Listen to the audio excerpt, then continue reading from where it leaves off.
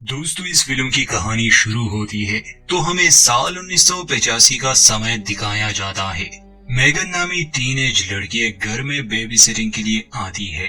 घर mister Gamble नामी आदमी का था और एशली उनकी छोटी बेटी का नाम था।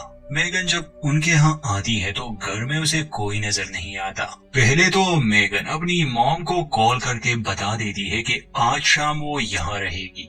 बातें करते समय ही मेगन को घर के बेसमेंट से कोई आवाज सुनाई दी। दबे पांव जब मेगन वहां देखने गई तो उसे अपनी आंखों पर विश्वास नहीं हो रहा था। सामने ही मिस्टर गैम्बल की पत्नी और एशली की माँ एक कुर्सी पर बैठी थी और अपनी ही बच्ची को खा रही थी।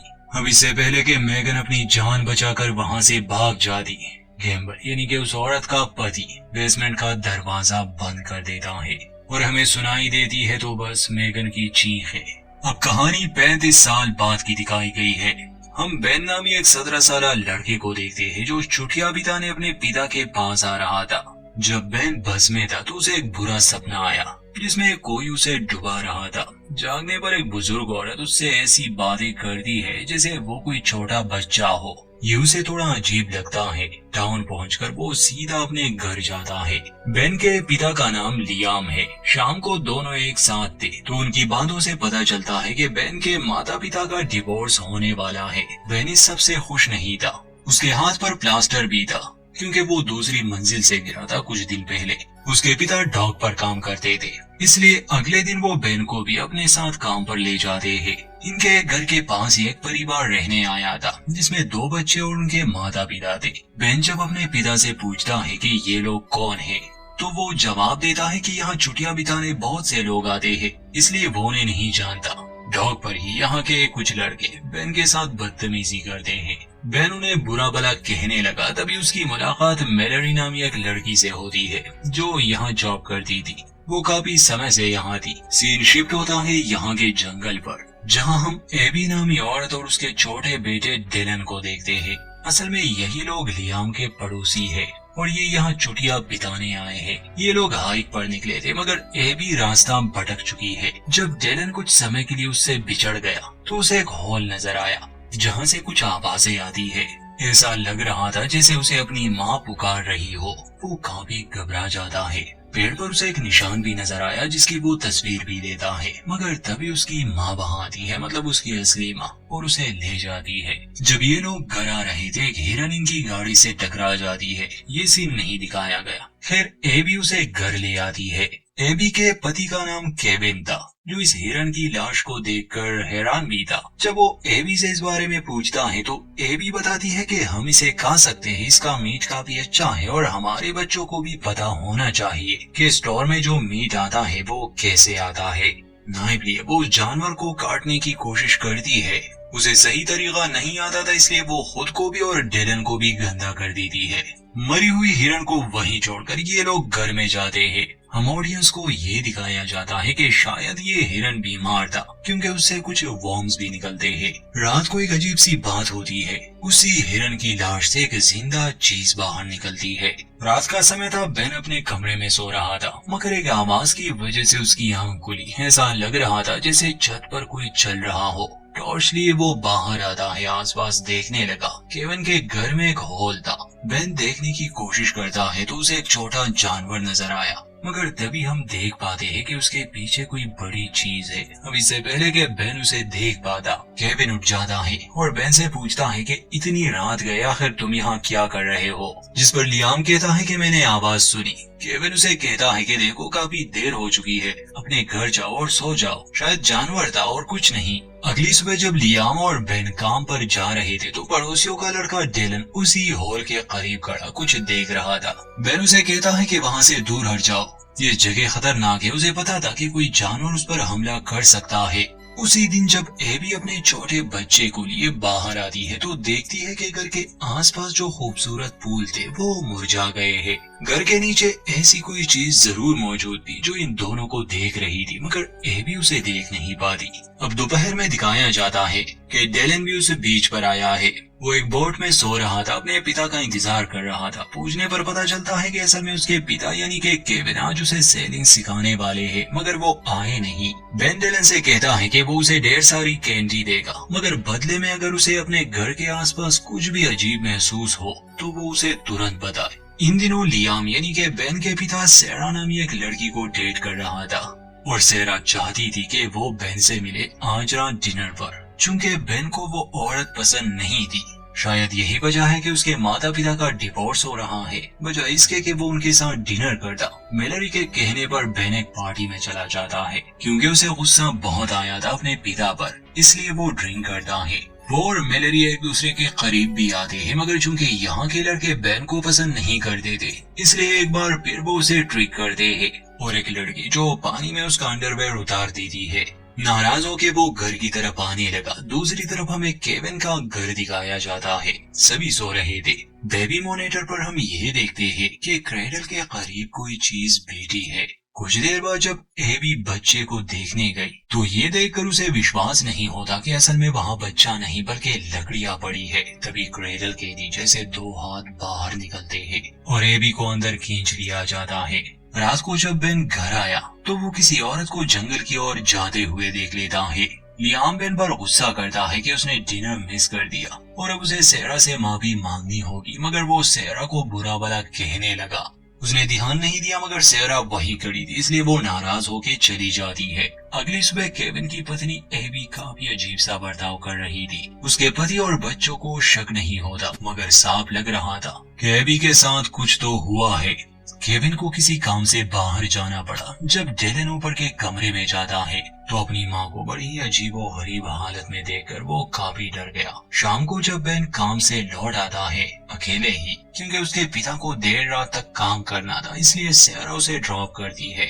सफर के दौरान ही दोनों के बीच सब कुछ ठीक हो जाता है। बेन उसे माफी मांगता है। जब बेन अपने घर में दाखिल हुआ तो अपने कमरे में उसे छोटा डेलन नजर आया। वो काफी सहमा हुआ था, घबराया हुआ था। बेन से कहता है कि मुझे घर नहीं जाना और उसे अंदर आने मत दो। वो अपनी माँ की बात कर रहा था। इतने में उसकी माँ एबी दरवाजे पर आती है, अपने बेटे के बारे में पूछती है। बेन समझ रहा था कि शायद एबी उसे मारती है, इसलिए वो घर जाना नहीं चाहता। बेन झूठ बोल देता है कि डेलन यहाँ नहीं है। एबी जबरदस्ती अंदर आने की कोशिश करती है।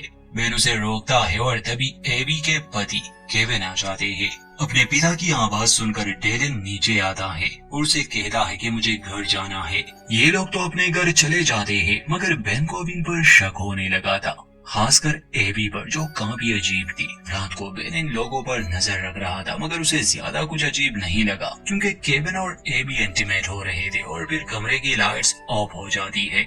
हम ऑडियंस ये देखते हैं कि एबी के शरीर पर काफी घाव है। उसकी हड्डियां भी डिसलोकेट हो जाती, एक अजीब सी आवाज पैदा करती, जिसका साफ साफ मतलब यही है कि या तो वो पॉजेस हो चुकी है या वो एबी है ही नहीं। अगले दिन बीच पर बेन डेलन का इंतजार करता है ताकि बेन जान सके आखिर उनके यहाँ क्या हो रहा है, मगर उस दिन डेलन आता ही नहीं। बेन चिंतित हो जाता है। वो सीधा उनके घर गया और केविन से डेलन के बारे में पूछता है, मगर ताज्जुब की बात ये थी कि केविन किसी डेलन को नहीं जानता था, मानो जैसे उसका कोई बच्चा हो ही ना। ये सब जानकर तो बेन को काफी हैरानी होती है। अब उसे शक होने लगा कि जरूर इन लोगों ने बच्चों के साथ कुछ किया है। घर आते ही वो कंप्यूटर पर कुछ इस तरह की अजीबो गरीब न्यूज सर्च करने लगा। सभी बातों को सामने रखते हुए उसे एक डीमन की जानकारी मिल जाती है, एक दुष्ट आत्मा जो जंगल में पेड़ों के जड़ों में रहती है और कहानियों के हिसाब से वो इंसान के शरीर को किसी पोशाक की तरह इस्तेमाल करती है।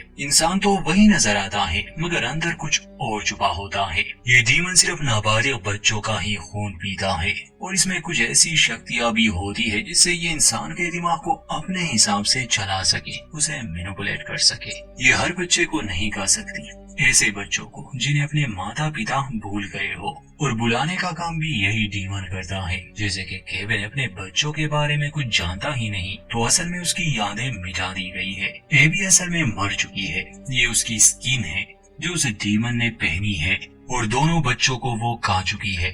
अब इस तरह की बातों पर भला कौन विश्वास करेगा। इसलिए बेन तो पुलिस को नहीं बता सकता था। वो मैलेरी को अपने घर बुलाता है, उसे समझाने की कोशिश करता है कि उनके पड़ोसी अजीब है, उनके बच्चे गायब है और केविन तो उन्हें मानने से भी इनकार कर रहा है। मगर मैलेरी को भी इन बातों पर यकीन नहीं था। एबी यानी कि वो डीमन सेलर में कुछ छुपा रही थी, तो जाते समय मजाक में मैलेरी एक नोट वहाँ छोड़ देती है। इसमें लिखा था कि हम जानते हैं सेलर में तुम लोगों ने क्या छुपाया है।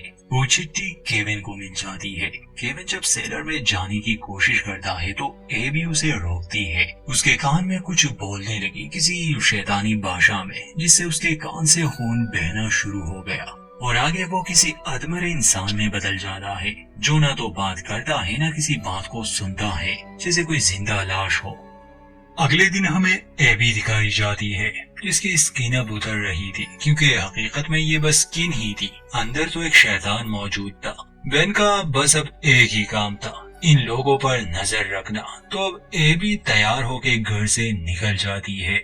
बेन ने उस सेलर में जाने का फैसला कर लिया था ताकि वो देख सके अंदर उसने क्या छुपाया है। ताला तोड़कर जब वो नीचे जाता है, देखता है कि लकड़ियों से अजीब आकार बनाए गए हैं। वहाँ पर जानवर की एक खोपड़ी भी थी। ये शैतानी रिचुअल का कोई मंजर लग रहा था। वहाँ पर कुछ तस्वीरें भी थी जिसमें केविन के परिवार के सदस्यों के चेहरों पर क्रॉस बनाए गए थे। और फिर जब बेन एक तस्वीर को देख लेता है, जल्दी वहाँ से निकल जाता है। असल में उसने देखा कि अब वो शैतान मैलेरी के छोटी बहन के पीछे है। बेन उसे बचाने के लिए भागता है, मगर वहाँ उसका झगड़ा हो जाता है एक लड़के के साथ। असल में वो बेन को तंग किया करता था, तो असल में उसे सबक सिखाने के लिए बेन ने उसके बोट में कचरा डाल दिया। बेन उस पर कोई ध्यान नहीं देता और जंगल की ओर भाग जाता है, क्योंकि वो शैतान वहीं गया था। जंगल में पहुंचकर उसका ध्यान एक पेड़ के नीचे बने हॉल पर जाता है। मैलेरी की बहन को वो शैतान ले जा रहा था। बेन उसे बचाने की कोशिश करता है, मगर उसका पैर फिसल गया। उसका सर किसी चीज से टकरा जाता है और वो वहीं बेहोश हो गया। होश आने पर वो देखता है कि शाम हो चुकी है। वो घर आता है तो पुलिस उनके घर आई थी। असल में एबी ने रिपोर्ट की थी, क्योंकि वो उनके सेलर में घुसा था और बाहर उसने किसी के साथ झगड़ा भी किया। पुलिस उसे अरेस्ट तो नहीं करती, मगर वार्निंग देके चली जाती है। लियाम अपने बेटे पर गुस्सा करता है कि आखिर वो ये सब क्यों कर रहा है, बल्कि उसे तो अब ये शक होने लगा कि शायद बेन ड्रग्स ले रहा है। बेन समझाने की कोशिश तो करता है कि पड़ोस में रहने वाली औरत ने जरूर अपने बच्चों के साथ कुछ किया है, एक बार आप उनका सेलर तो चेक करें। मगर लियाम अपने बेटे की एक बात नहीं सुनता। सेरा भी उनके साथ आज रात बिताने वाली थी। वो बेन से बात करती है, मगर तभी बेन को रियलाइज होता है कि ये सेरा नहीं बल्कि उसके रूप में वो शैतान है। उसे तब पता चला जब किचन में पड़े फूल अचानक से मुरझाने लगे। अब जैसे ही सेरा बेन पर हमला करने की कोशिश करती है, बेन अपने बचाव में उस पर छुरी से वार करता है। इतने में लियाम आ जाता है, मगर उसे जो नजर आया वो ये था कि बेन ने उसकी गर्लफ्रेंड पर हमला किया, उसे मारने की कोशिश की। पुलिस बुलाई जाती है।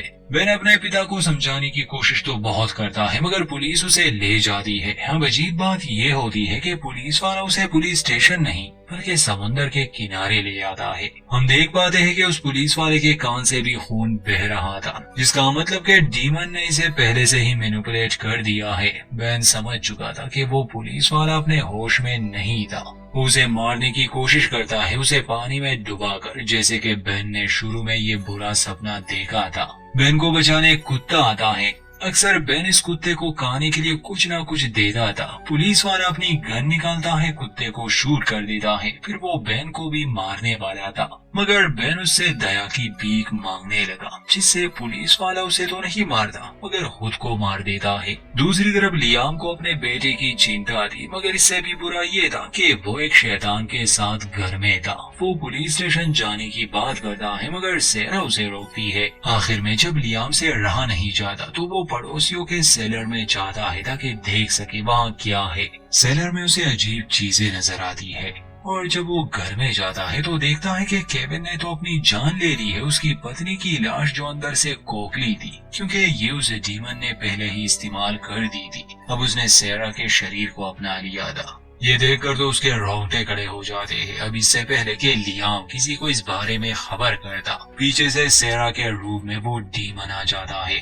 वो उसे चाकू से काफी जख्मी कर देता है। लियाम जख्मी हालत में भागने की कोशिश कर रहा था मगर सहरा उसे पकड़ लेती है और उसका गला दबाने लगी। ठीक समय पर बैन पहुंच जाता है क्योंकि वो पुलिस से बच चुका था। वो सहरा को शूट करता है और अपने पिता को लिए वहां से भागने लगा मगर शैतान अब अपने असली रूप में आ चुका था। असली दुनिया में उसे किसी न किसी का शरीर चाहिए होता है तो वो जंगलों की तरफ भाग गया। अपने पिता को गाड़ी में लाने के बाद बेन को आहिस्ता आहिस्ता याद आने लगा। तो शुरू में जब एक बुजुर्ग औरत ने बेन से ऐसी बातें की थी जैसे वो कोई छोटा बच्चा हो, तो असल में बेन का एक छोटा भाई भी था मगर उसकी यादें डीमन ने मिटा दी थी। ऐसे बहुत से लम्हे बेन को याद आने लगे जहां उसके साथ उसका छोटा भाई था मगर अब वो भूल चुका था। ये सब याद आने पर वो फैसला करता है कि वो उस डीमन के ठिकाने पर जाएगा और उसे बचाएगा। मेलरी भी उसके साथ जाती है। शैतान का ठिकाना उन्हें मिल तो गया। अंदर जाने से पहले बेन मेलरी को कहता है कि अगर मैं 10 मिनट में बाहर ना आया तो तुम इस जगह को आग लगा देना। बेन अंदर जाता है। ये गुफाओं का एक जाल था। पहले वो अपने छोटे भाई को ढूंढ लेता है, उसे बाहर निकाल लेता है। फिर उसे मेलरी की बहन भी मिल जाती है मगर उसे बचाते समय कई बार वो डीमन उस पर हमला कर देता है।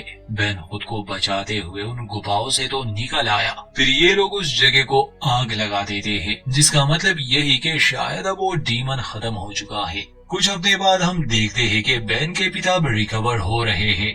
वो बच्चे भी इनके साथ है। बेन को वापस शहर जाना था। वो आखिरी बार मेलरी से मिलता है जो उसे एक फूल देती है। जब वो अपने माता पिता के साथ गाड़ी में था तो वो उस फूल को गौर से देखता है। वो असली नहीं था जिसका मतलब कि शायद अब वो डीमन मेलरी के अंदर है और वो कुछ बच्चों को नाव में ले गई थी। वो समंदर में थी। अंत में हमें उसका चेहरा दिखाया जाता है और यहीं पर इस फिल्म का दी एंड।